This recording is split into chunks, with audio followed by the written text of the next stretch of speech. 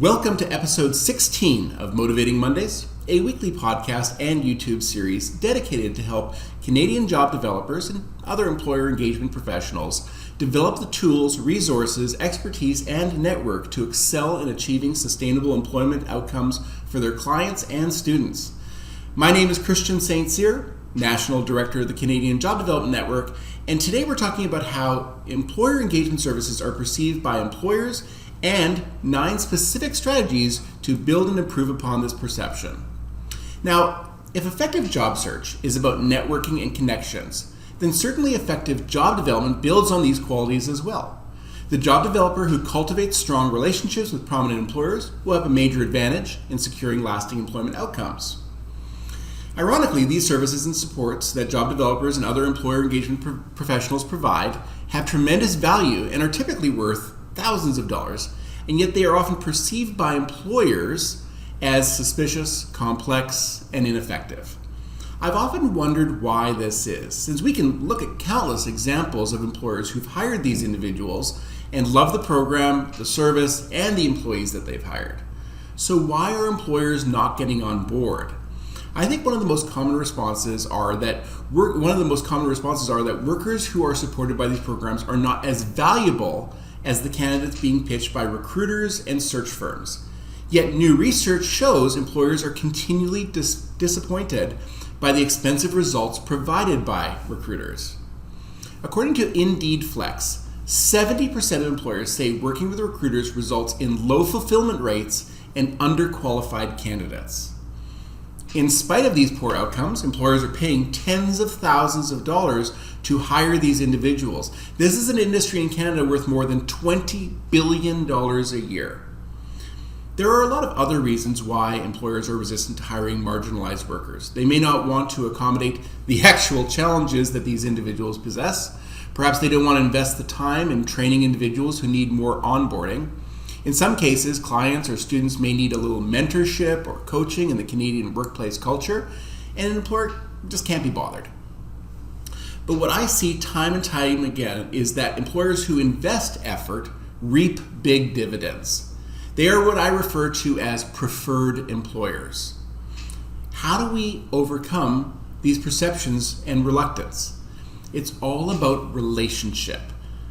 But before we talk about building relationship with employers, let's talk about how we, or more importantly, how you are perceived in the community. And by you, I mean the whole concept of job development or co-op employment. If one employer was describing what you do to another employer, neither of whom had ever utilized your services, what would they say? Would it be something like, this is Nancy, she helps people with problems find jobs? Now, I don't even want to talk about the poor characterization of job development, but let's get at the root of it. This is Nancy. She helps people find jobs. I always talk about job development as being this delicate balancing act between measuring the needs and expectations of job seekers against the needs and expectations of employers. But this employer isn't acknowledging any of that. They're just saying, oh, this is Nancy. She helps job seekers. It almost seems natural. I mean, if I were to ask the same employer who the local food bank advocates for, they would say people who can't afford food, not local growers and grocery chains. If I were to ask them who the local rehab center advocates for, they would say people with substance use issues. And if I asked them who the CNIB advocates for, they would say people who are visually impaired. Recruiters don't struggle with any of this. If you meet a recruiter, they will always remind you that their client is the employer. That is who pays them, and that is where their loyalty lies. To recruiters, job seekers are basically a commodity, as evidenced by one recruiter I spoke to who said, anyone who is unemployed is not worth hiring in the first place. Because most employers perceive that we already have a bias to support job seekers, we lack authority as members of the business community. Now, don't forget this. As job developers, we are members of the business community. We're not social workers. We're not here to fix things that are broken. We represent job seekers, and I'm sure your funder would agree that we are here to create lasting employment outcomes which benefit the business community. This is all part of being part of the business community. What we are talking about here is branding. What is your brand in the business community? Clearly, we are here to best prepare our clients or students for effective job search. But beyond that, when we're on social media, attending events, cold calling employers, sharing marketing, our brand should be as a recruitment problem solver. It will be neither easy nor quick to change this brand because you are just one person practicing job development in your community. But through that important relationship building, you can do it one employer at a time. In a moment, I'm going to give you 9 strategies that if you practice them on a regular basis, you can achieve lasting employment outcomes that will resonate in the business community and build your brand. So, strategy number 1, participate in local business organizations and events. You should be actively involved in your local board of trade, your chamber of commerce, your business improvement association, the Rotary Club, or any organization really that brings together local business owners and leaders. Seek opportunities for leadership such as sitting on committees or organizing events. And when events occur, strive to be actively engaged, using them as networking opportunities to share the services and supports that can make a real difference for local employers. Strategy number 2, engage in social media. Certainly, LinkedIn is a valuable tool, but really, any social media platform allows you to follow all of the major employers, both as individuals and their organizations. In your community, when posts are placed, you should be liking and sharing and commenting on them. Now, even if you think that social media is a giant waste of time, and certainly there's a lot of people who think that way, it's like the Coca-Cola sign at a Pee Wee baseball game.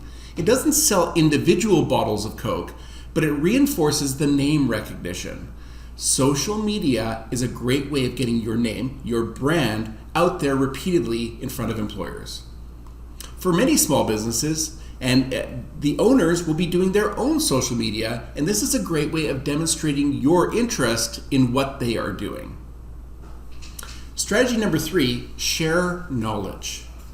Using your own social media, you share news that is going on that is going to be relevant to local employers.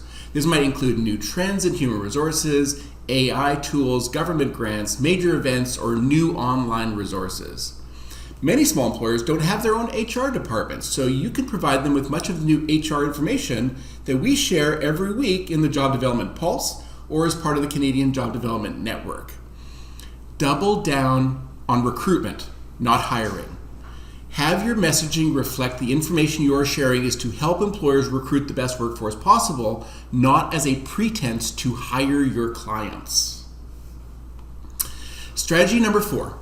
Comment on major issues. When things happen in the labor market, comment on them.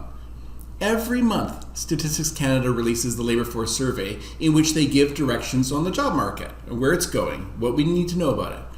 Organizations like Robert Half, or Indeed, or Express Employment Professionals, or the Canadian Federation of Independent Business, or the Conference Board of Canada, they're releasing new research and press releases, which we link to each week in the Job Development Pulse. Share this information with local media outlets, the Chamber of Commerce newsletter, on social media, and in your own curated email distribution list that you send out to employers on a weekly or a bi-weekly or a monthly basis. Call them HR Insights for local employers. Strategy number 5, gather employer testimonials. Now, we spend a lot of time talking about sharing client testimonials, and in many ways, this is indicative of this "my client is my client" mindset. We need to be publicly sharing employer testimonials on social media and at public events. When employers hire our clients, we should be asking them if they know of any employers who might benefit from our services, and ask for an introduction when we get to, or even ask for an introduction or get together for coffee. As much as we want to reinforce we're members of the business community, when other business people are advocating for us based on our own personal experience, this will be the most effective. Strategy number 6, deliver training sessions. While we think nothing of doing client training on resume development, job search, cover letter writing, etc., how often do we think about doing training for local employers on important recruitment issues? One topic that I enjoy speaking to employers about is how to adopt networking as a strategy for attracting future employees. All employers should be scouting prospective future workers, sharing their business card, and building a database. This could be a training session, and if you think employer training would generate enough interest for an in-person session, and if you don't think that employer training would generate enough interest for in-person sessions, record a YouTube training session on recruitment or interviewing or resume screening or reference checks. You can then share these links to these videos whenever you meet new employers. Strategy number 7, create your own local guide to business resources. Now, you may want to partner up with your local small business startup organization, but to develop a list of business resources. Now, this can include information on hiring, developing great teams, an employment standards fact sheet, human rights guidelines, and a list of local organizations working to support businesses. Preparing a guide such as this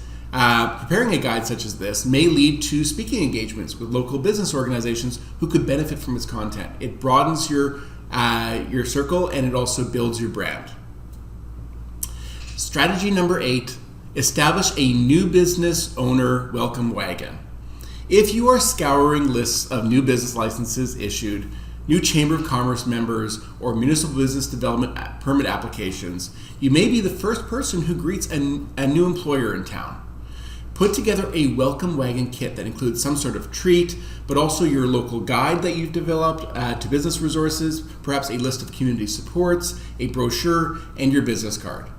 These employers may not be hiring right now, but this can be a great way to get them to think about you the next time that they're hiring. And strategy number 9, establish specific months to acknowledge great employers. Now, we all know that October is Disability Employment Month in every province in Canada. Well, of course, except British Columbia, for some reason. I'm not sure why. I don't know if you're aware of this. Christmas is now in April, but just in British Columbia.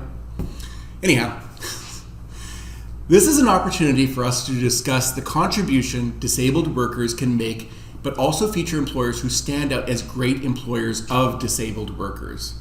Why can't we choose other months to highlight other inclusive employers?